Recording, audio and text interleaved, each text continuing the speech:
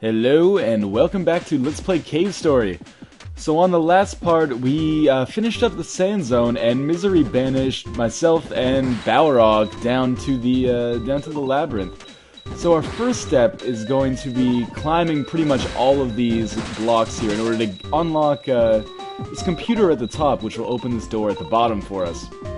And I skipped talking to the people at the bottom because they don't advance the story at all. Really, they're just also prisoners of the labyrinth who are complaining that Misery sent us down here too. And then the one guy says, like, he was trying to do the same thing we're doing right now, but he fell down so many times he broke all of his legs. All two of them, I'm assuming. In any case, yeah, so that should emphasize that the game is trying to emphasize, let's put it that way, that this is a somewhat difficult task. It's not really that difficult, though. It's just kind of tedious, because if you miss one jump, you fall all the way down to the bottom. But for my money, this isn't as difficult as, you know, some of the secrets or some of the jumping puzzles like this you might see in even something like Super Mario World. Never mind like a Mario ROM hack. The only real challenge is that our health is so low, so we've got to keep a constant watch on that in order to make sure we don't, you know, get a premature death here. The blade is actually by far the most useful weapon, as it kills these power critters in one hit each. And the power critters, as you might expect based on the point in the game we're at, are a lot stronger than they were in Grasstown, and actually now they shoot projectiles as well. So we picked up this life capsule. This is about, I'd say a little bit more than halfway up, which will take us to 41 health now, which is actually quite good. I'm admittedly not sure exactly how many there are in the game, but I'm pretty sure I've gotten them all so far, and I'm going to continue on that quest. So these moving blocks just represent the second phase of this jumping puzzle, and it's actually not really that difficult at all. Obviously, this is a trope that's used constantly in platforming games, so we're pretty much used to the mechanic by now, and the final jump, even though I botched it once, is not that difficult. So once you get up here and you get the door unlocked, everyone will rush in through it, although that will happen off camera. And our work is done for this part. All we have to do is drop all the way back down, and since we've killed all of the enemies along the way, there's no chance of us just randomly falling on one. So we'll blow up this block here with missiles, because, you know, why not? Too close for guns. Then we'll practice a little bit of safe saving and go on into Labyrinth H. So this is where we meet the new enemies. These are kind of like cockroach type dealios. The blade is also excellent against them, so I'll be using that as much as possible. Particularly once we get the blade up to level 3, this is going to be a really effective weapon for the labyrinth. So this is the moving block puzzle that is kind of instituted at this point, and sadly for me it brings back frustrating or at least emotionally taxing memories of doing the Let's Play of Gish, which, in case you're curious, probably will never get finished because of puzzles like this and the controls that are just completely alien to me. So now in Labyrinth W, this is pretty much where we want to be, which is good because there's really nowhere else to go. And our blade will serve us well in taking out these power critters, obviously, as it dispels them all in one hit.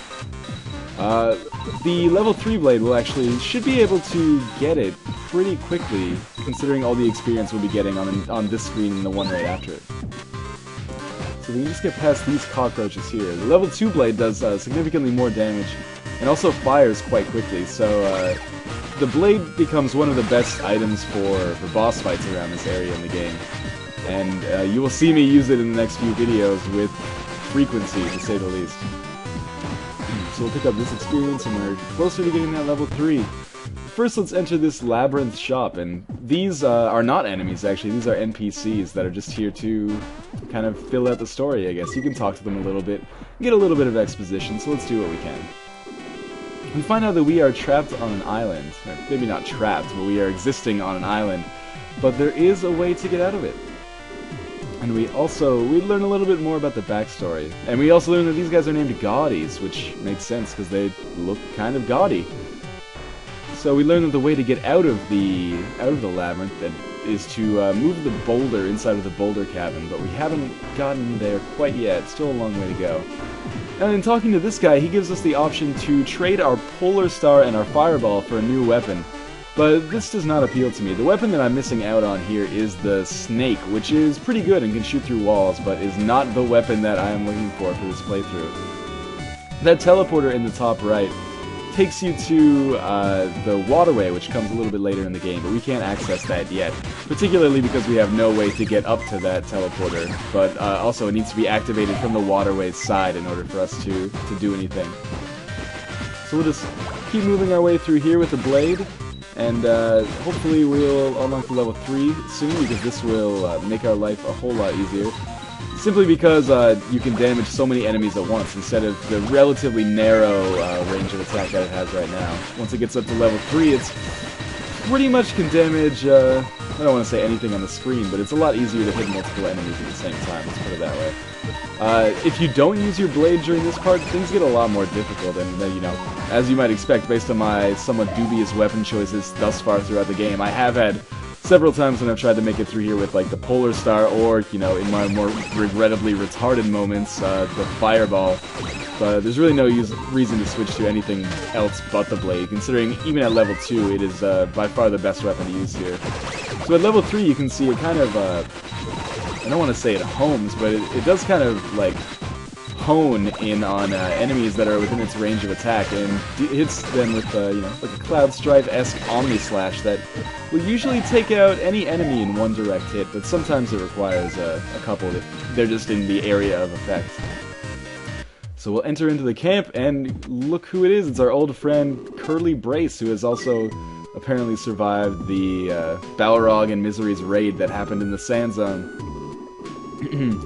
So, I'm not exactly sure what Curly Brace is doing in a hospital, considering she's a robot. I mean, might be better off for her to go to a Radio Shack, but maybe those all those got purged by the Doctor too.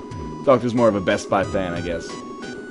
So, here we get another fetch quest, but luckily this one is really, really short. In fact, I almost could not think of something shorter, although I guess if the item we needed was in exactly the same room as us, that would do it. And that does happen a little bit later in the game. But here our fetch quest is to go get some medicine for Curly, some robot medicine from the clinic that's a little bit later on, or I shouldn't say later on, but a little bit higher up in the screen, the next screen that we see. So we come out here, and watch how quickly the level 3 blade can just lay waste to everything in our path. This is normally a pretty difficult part of the game to get past, but with a level 3 blade, not an issue in the least. So I'll pick up that experience for my Fireball, even though at this point the Fireball is kind of obsolete. Like trading for the snake, I should go back to that. Trading for the snake is not a bad idea. The snake is a really good weapon, and I hear it's often used for speedruns because it can shoot through walls, and that makes things a lot faster apparently. Don't ask me, ask someone who's you know, more adept at this game. But in any case, that's not such a bad deal because you're trading your Fireball, which is relatively useless after Grasstown, even though I used it, you know, with some perpetuity in the Sand Zone as well. So we open this treasure chest and get the cure-all, the medicine for Curly, and then we get this Balrog zombie type deal going on here.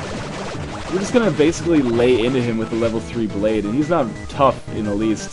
His 2 attacks, obviously, he can drop on you, but that's a gameplay mechanic that's relatively frequently used, so you should be able to get away. And the other thing is, he shoots bubbles out of his person, which is a little bit harder to avoid, but the level 3 blade takes away almost all of those. And of course, I'm an idiot for jumping into those bubbles when I thought he was dead, but in any case, I have health to spare after that boss fight, let's put it that way. So now all we have to do is find our way back down.